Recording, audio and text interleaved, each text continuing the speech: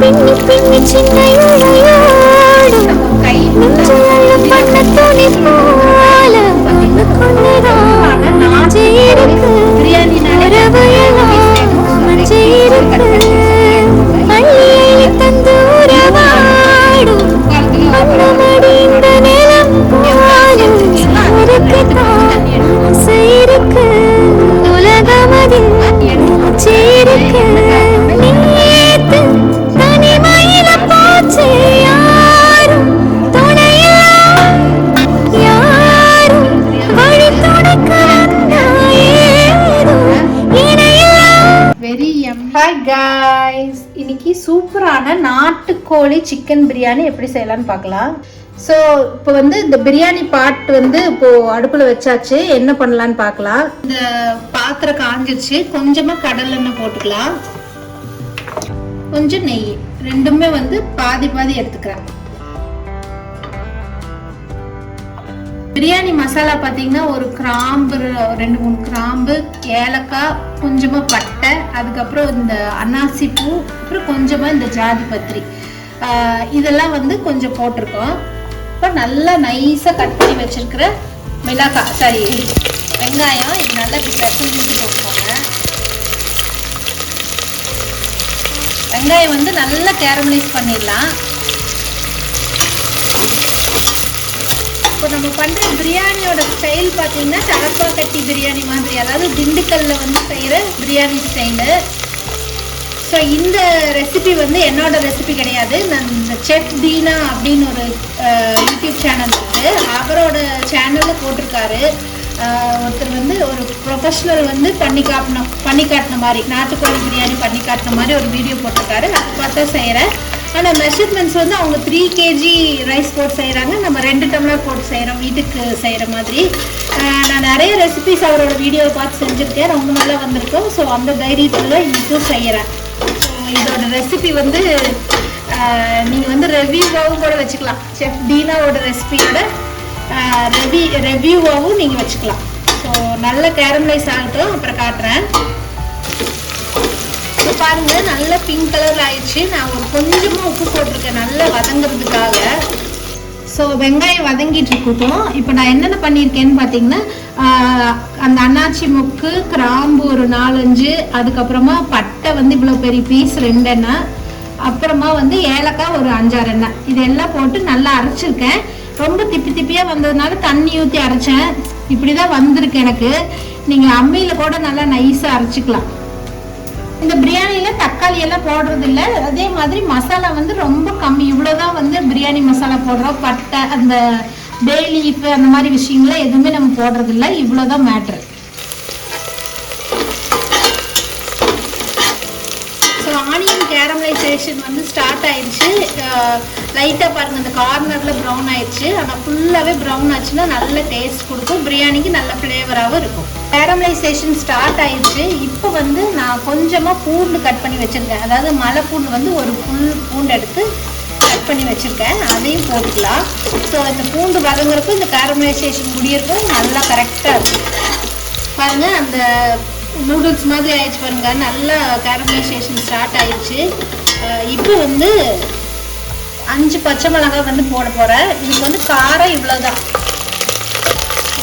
இதை வந்து கட் பண்ணாமல் போட்டேன். ஸோ இது மாதிரி 2 ஸ்ப்ளிட் பண்ணி போட்டுக்கோங்க. காரத்துக்கு வந்து நம்ம மிளகாத்தூள், இப்போ பெப்பர் எதுவுமே போட போகிறதில்ல. டக்குனு கலர் மாறிடுச்சு பாருங்கள். இப்போ வந்து நல்ல மிளகா வதங்கி போகல. இப்போ சிம் பண்ணிக்கோங்க. இதான் வந்து நல்லா அந்த ஒயிட் கலரில் ஆயிடுச்சு. இந்த பின்னாடியெல்லாம் வந்து இந்த மாதிரி ஆயிடுச்சு. இனி விட்டோம்னா நம்மளுக்கு அந்த ஆனியன் வந்து கருகிடும். ஸோ இந்த ஸ்டேஜில் பார்த்தீங்கன்னா கறி லீவ்ஸு எதுவுமே போடல. இந்த ஸ்டேஜில் நம்ம ஒரு கை ஃபுல்லாக வந்து புதினா போட்டுக்கலாம்.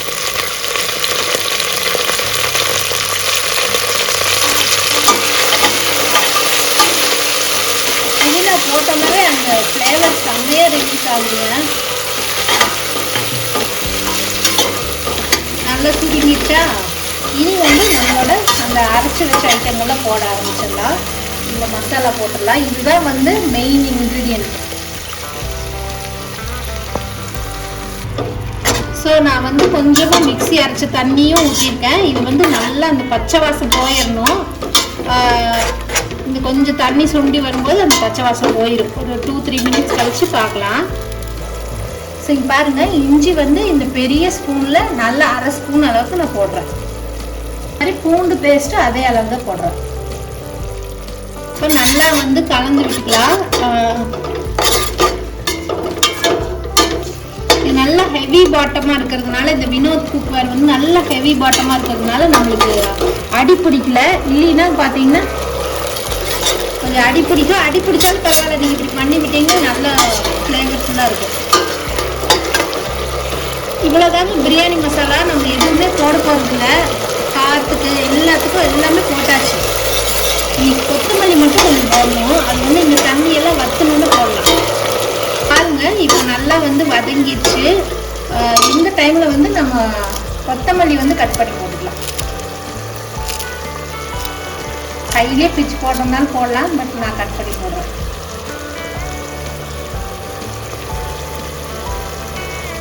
ஸோ நம்ம வந்து புதினாவும் கொத்தமல்லியும் ஒன்றா போடுவோம் யூஸ்வலாக.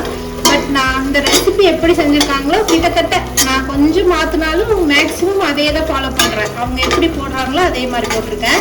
ஸோ இப்போ இந்த மல்லி வந்து நல்லா வதங்கிட்டு.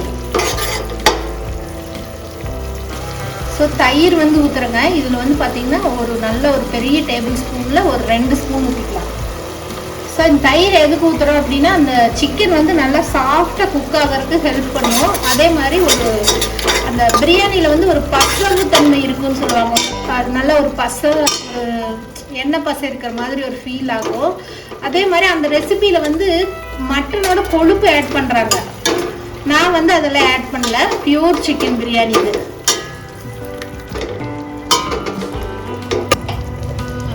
பாருங்க, அந்த தயிர் ஊற்றணும்னா நல்ல க்ரீமியாக இருக்குது. இவ்வளோதான் பிரியாணி மசாலா. நம்ம இனி எதுவுமே போட போகிறதில்ல. வேணும்னா ஒரு 1/2 லெமன் புழிஞ்சிக்கலாம். அதுவும் இப்போ கிடையாது.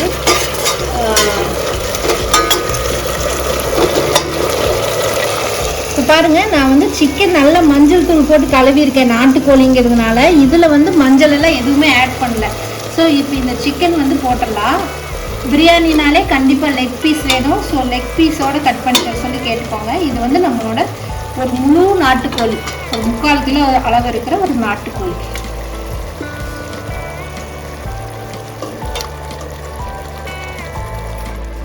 ஸோ சிக்கன் வந்து நல்லா வெந்துடணும்.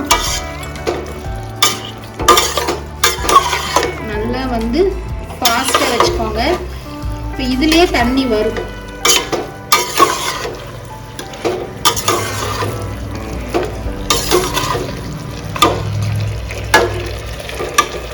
தண்ணி வந்து அப்படியே ரிலீஸ் ஆகுது பாருங்க. இப்போ வந்து நம்ம உப்பு போட்டுடலாம். முன்னாடி ஒரு உப்பு போடுறதுக்கு முன்னாடி ஒரு டிப்ஸ் கைஸ். இந்த நீங்கள் சமைக்கிற அந்த பாத்திரத்தை வந்து இப்படி கரண்டியை வந்து இப்படி வச்சுக்கோங்க. இந்த கரண்டி மேலே போட்டுக்கோங்க. நம்ம நிறைய போட்டோன்னு ஃபீல் பண்ணாங்கன்னு நம்ம எடுத்துக்கலாம். ஸோ இப்போ நம்ம சிக்கனுக்கு தேவையான அளவு உப்பு போட்டோம். இது கரெக்டாக இருக்குன்னு எனக்கு ஃபீல் ஆகுது, அதனால மிக்ஸ் பண்ணுறேன். உங்களுக்கு டவுட்டாக இருந்துச்சுன்னா நீங்கள் வந்து இதை கழுவிக்கலாம். இதெல்லாம் வந்து பிகினர்ஸ் டிப்ஸ். ஏன்னா நம்ம சேனல் பார்க்குற முக்கால்வாசி பேர் பிகினர்ஸ் தான். அப்படியே சிக்கன் எல்லாம் மேக்கப் போட்ட மாதிரி ஆயிடுச்சு பாருங்க. ஷைனியாக ஆயிடுச்சு. அந்த நெய் எண்ணெயோட க்ளோ தெரியுது. பட் இன்னும் வேக ஆரம்பிக்கல. ஸோ நம்ம கொஞ்ச நேரம் அப்படியே மூடி வச்சோம்னா ஒரு 30% வெந்துடும். வெந்ததுக்கப்புறம் ஓப்பன் பண்ணும்போது நான் உங்களுக்கு காமிக்கிறேன். ஸோ இது வந்து நான் மூடி வச்சு மீடியம் ஃப்ளேமில் வச்சுருக்கிறேன். ஒரு 30% குக் ஆனதுக்கப்புறம் நம்ம பார்க்கலாம். ஸோ இது வந்து பார்த்திங்கன்னா இந்த மாதிரி பெரிய டம்ளரில் 2 டம்ளர் ரைஸுங்க. இது வந்து நல்லா ஊறிடுச்சு. சீரக சம்பா ரைஸு ரொம்ப ஊறக்கூடாது. இப்போ நம்ம வந்து கழுவி வச்சிடலாம் இந்த கேப்பில். ஸோ இப்போ பாருங்கள், நல்லா அந்த சிக்கன் வந்து குக்காக ஸ்டார்ட் ஆகிருக்கு. அவ்வளோ தண்ணி பாருங்கள், நம்ம தண்ணியே விடல. ஸோ இது ஃபுல்லாக தண்ணி தான். எவ்வளோ தண்ணி ரிலீஸ் ஆகுதுன்னு பாருங்கள். இந்த தண்ணியிலே இது வெந்துடணும். இப்போ நம்ம பாத்திரத்தில் செய்கிறதுனால குக்கர்லேனா ஒரு 2 விசில் விட்டுக்கோங்க. நம்ம இப்போ டைரெக்டாக பாத்திரத்தில் செய்கிறதுனால இதை வேகிறதுக்கு நம்ம நல்லாவே டைம் கொடுக்கணும். ஏன்னா நாட்டுக்கோழி வேறு வேகினா அப்புறம் பிரியாணியே வேஸ்ட்டாக போயிடும். இப்போ இது வந்து 60% வெந்துடணும். மேக்ஸிமம் குலையாது. ப்ராய்லர்னால் வந்து குழையும். இது குழஞ்சு போகாது, அதனால பிரச்சனை இல்லை, முக்கால்வாசி வெந்துட்டோம். இந்த ஸ்டேஜில் உப்பு செக் பண்ணிவிட்டு நீங்கள் உப்பு வேணுன்னா கூட அட்ஜஸ்ட் பண்ணிக்கலாம். இந்த சிக்கனுக்கு உப்பு போட்டுக்கோங்க. இப்போ ரைஸ் போட்டோன்னா ரைஸ்க்கு நம்ம திருப்பி உப்பு போட்டுடலாம். இப்போ டேஸ்ட் பார்த்துட்டு நான் உப்பு வேணுன்னா போட்டுட்டு திருப்பி க்ளோஸ் பண்ணி வைக்க போகிறேன். ஸோ இப்போ பாருங்கள், ஓரளவுக்கு வெந்துருச்சு முக்கால்வாசி. இப்போ ரைஸ்க்கு தேவையான தண்ணி நம்ம ஊற்றிடலாம். பார்த்து கவனமாக இருக்கணும். இப்போ ஆல்ரெடி இதில் வந்து இந்த சிக்கனில் இருக்கிற தண்ணியே வந்து ஒரு 1/2 டம்ளருக்கு மேலே இருக்கும். ஸோ நீங்கள் எவ்வளோ அரிசி எடுத்துருக்கீங்களோ அதை விட 2 பங்கு தண்ணி எடுத்துக்கோங்க. அதில் ஒரு 1/2 டம்ளர் வந்து கம்மி பண்ணிக்கோங்க. இந்த டைமில் வந்து அரிசிக்கு தேவையான உப்பு போட்டுருக்கோம். அப்போ தான் வந்து அந்த சிக்கனில் கரெக்டாக உப்பு பிடிக்கும். ஸோ இது ரைஸ்க்கு தேவையான உப்பு.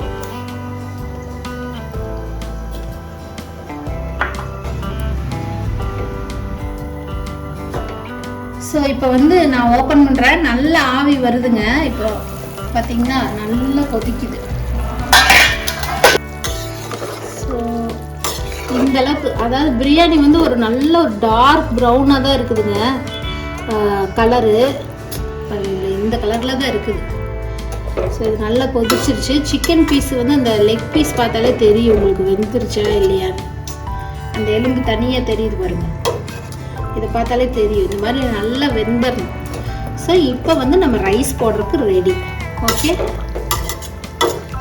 ரைஸ் வந்து இப்படி எடுத்து போடுங்க. ஏன் என்ன காரணம்னா இதில் தண்ணி இருக்கும். ஸோ இந்த தண்ணி வந்து ஜாஸ்தி ஆகிடக்கூடாது. அதனால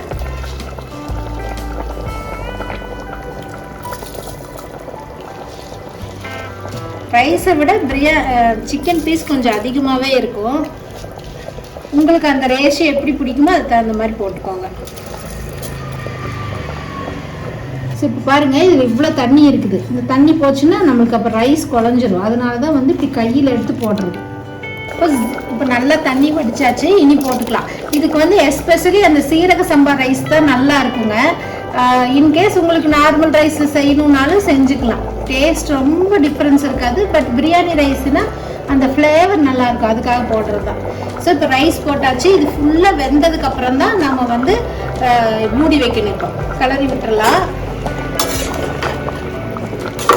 இப்போ இந்த தண்ணி எல்லாம் காணாமல் போய் ரைஸாக மிதக்கணும். அப்போ தான் வந்து நம்ம மூடி போடணும்.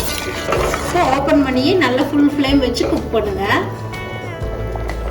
கருப்பாக இருக்குது, பார்க்கறக்கே ஒரு டெம்டிங்காகவே இல்லை. பட் பிரியாணி கலர் வந்து ஒரு ப்ரௌனாக தான் இருக்கும். திண்டுக்கல் தலப்பாக்கட்டி பிரியாணி எல்லாம் நீங்கள் பார்த்தீங்கன்னா, ஸோ அதோட சீக்ரெட் வந்து இதுதான்.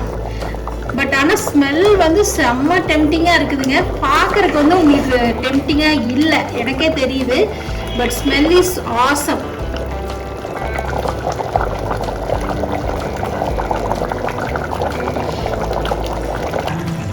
ஸோ இப்போ பாருங்க, நான் வந்து அப்பப்போ கிளறி மட்டும் விட்டேன், லிட்டு போடவே இல்லை. இப்போ இந்த அளவுக்கு நல்லா வெந்துருச்சு. இப்போ ரைஸ் வந்து தெரியுது, சிக்கன் தெரியுது, அந்த தண்ணி அங்கங்கே அந்த பபிள்ஸ் தெரியுது. இதுதான் ஸ்டேஜு. இப்போ ஒரு டைம் வந்து நல்ல ஒரு அடியிலிருந்து ஒரு கிளறிக்கோங்க. ஏன்னா அடி பிடிக்குதா என்னன்னு நமக்கு தெரியாது. இது ஹெவி பாட்டம்ங்கிறதுனால பிடிக்காது. அதே மாதிரி நீங்கள் பிராய்லர் சிக்கன் போது கொஞ்சம் பார்த்து கிளறுங்க. இது நாட்டுக்கோழிங்கும் போது நம்மளுக்கு ஒன்றும் உடையாது. ஸோ அதனால் நம்ம பிரச்சனை இல்லாமல் கிளறலாம். இப்போ வந்து நல்லா லிட்டு போட்டு நல்லா சிம்மில் வச்சுட்டு மூடி வச்சிடலாம். இப்போ இது வந்து தம் ஆகட்டும்.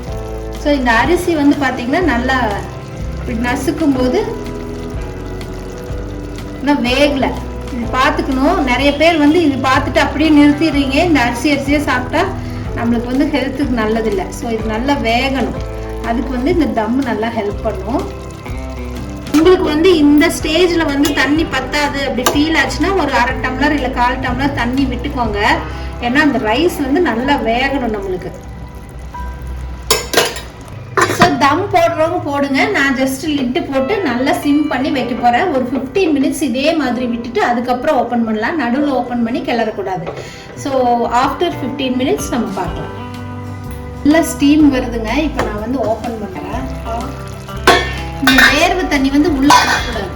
ஸோ இப்போ வந்து எக்ஸஸாக இருக்கிற அந்த தண்ணியெல்லாம் தனியாக இருக்குது. நல்லா வெந்துருச்சு பாருங்கள். லைட்டாக அடியில் பிடிக்குது. ஸோ அடியில் பிடிச்சாதான் தம் ஆகும்.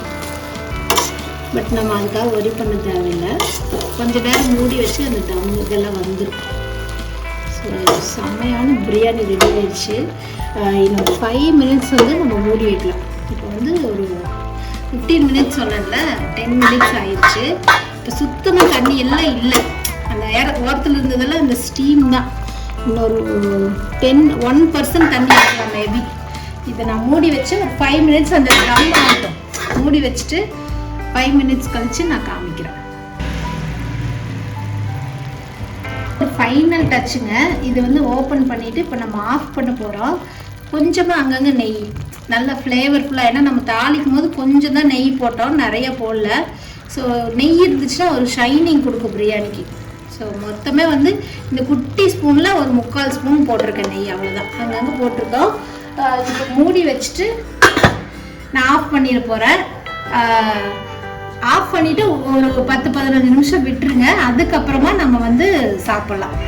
ஸோ ஆஃப் பண்ணிவிட்டு கொஞ்ச நேரம் அந்த ஸ்மெல்லையே இருக்கட்டும். அதுக்கப்புறமா நம்ம ஓப்பன் பண்ணி அந்த தம் உடச்சி விட்டோம்னா ரொம்ப சூப்பராக இருக்கும். ஒரு 10 நிமிஷம் இப்படியே விட்டுடலாம். ஸோ இப்போ பாருங்கள், நான் வந்து ஒரு 10 நிமிஷம் அப்படியே விட்டுட்டேன். இப்போ இந்த தண்ணி ஃபுல்லாக வந்து உள்ளே விழக்கூடாது, அதான் பார்த்தீங்களா எப்படி இருக்குது. செம்மையாக அப்படியே உதிரியாக வந்திருக்கு. அந்த ஒட்டிட்டு இருக்கிறது வந்து அந்த குழஞ்சது இல்லைங்க, அந்த ரைஸில் இருக்கிற அந்த பசவு தன்மை செம்மையாக இருக்குது. திண்டுக்கல் தலப்பாக்கட்டி பிரியாணி வீட்லேயே ரெடி. இந்த லெமன் எல்லாம் எதுவுமே புளியல. பாருங்க, எந்த விதமான அந்த முந்திரி பருப்பு, தேங்காய், அது எந்த விதமான தக்காளி எதுவுமே போடல. பட் ஒரு யம்மியான பிரியாணி ரெடி. இதில் நாட்டுக்கோழி யூஸ் பண்ணதுனால நம்மளுக்கு குலையாமல் வந்திருக்கு. நீங்கள் ப்ராய்லர் கூட யூஸ் பண்ணுங்கள், செம்ம யம்மியாக இருக்குதுங்க. இந்த க்ளோஸ்அப் ஷாட் பாருங்கள், வெரி யம்மி. இது கூட வந்து நீங்கள் தால்ச்சா இல்லை சிக்கன் குழம்பு இல்லை தயிர் பச்சடி எது வேணாலும் வச்சு சாப்பிட்லாம். எனக்கு சொல்லும் போதே பயங்கர டெம்டிங்காக, நாக்கில் வந்து சீக்கிரம் சாப்பிடு அப்படின்னு சொல்லுது. ரொம்ப எச்சி ஊறுதுங்க, அதுதான் வந்து நான் சொல்ல வந்தேன். ஸோ நான் வந்து இது என்ஜாய் பண்ண போகிறேன் என் ஃபேமிலியோட. நீங்களும் இந்த சண்டே இதே மாதிரி செஞ்சு சாப்பிட்டு பாருங்கள். சாப்பிட்டு பார்த்துட்டு எப்படி வந்துன்னு கமெண்ட் செக்ஷனில் சொல்லுங்கள். நிஜமாகவே செஃப் தீனாக்கு வந்து ரொம்ப தேங்க்ஸ் சொல்லிக்கலாம். ஸோ இது அவரோட சேனல் பார்த்து செஞ்ச ரெசிபி தான். ஸோ அவரோட ரிவ்யூ அப்படின்னு சொல்லி வச்சுக்கலாம். நிறைய பேர் என்னென்னமோ ரிவ்யூ பண்ணுவாங்க, நான் வந்து ரெசிபி ரிவ்யூ பண்ணியிருக்கேன். நீங்களும் என்னோட ரெசிபி ரிவ்யூ பண்ணீங்க அப்படின்னா ஃபோட்டோ எடுத்து நம்மளோட இன்ஸ்டாவில் ஷேர் பண்ணுங்கள். நான் வந்து கண்டிப்பாக வந்து உங்களுக்கு ஸ்டோரி போடுறேன், உங்களோட ஐடி வந்து டேக் பண்ணி. ஓகேவா? Thank you friends, bye bye, take care. இதே மாதிரி இன்னொரு வீடியோவில் மீட் பண்ணலாம். until then signing off, Jai Sri from எங்கேயும் எப்போதும். பாய் பாய்.